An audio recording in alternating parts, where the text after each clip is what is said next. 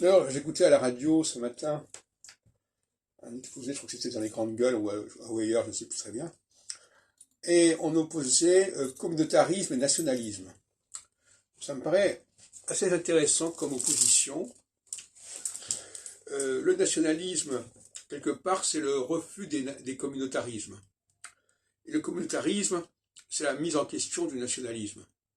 J'entends par là que le communautarisme, c'est de comprendre qu'une société, elle n'est pas d'un seul tenant, qu'elle comporte plusieurs strates, plusieurs couches, plusieurs classes, et en phase équinoxiale, au sens de l'astrologie Exols, il y a des périodes qui sont favorables au communautarisme, euh, dans un sens qui n'est pas forcément celui que les gens ont en tête quand ils emploient le mot communautarisme, c'est-à-dire la conscience que nous fonctionnons différemment les uns et les autres selon les groupes, et que nous sommes dans des lieux, dans des milieux différents, et qu'il faut assumer cette différence.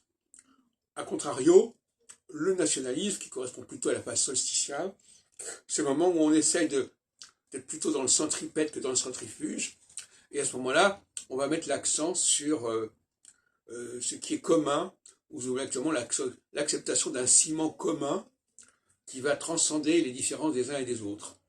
Mais ça, c'est quelque chose d'assez artificiel, assez superficiel, mais à certains moments, il vaut mieux quand même faire ce travail de rassemblement et de rapprochement pour faire contrepoids aux forces centrifuges du communautarisme.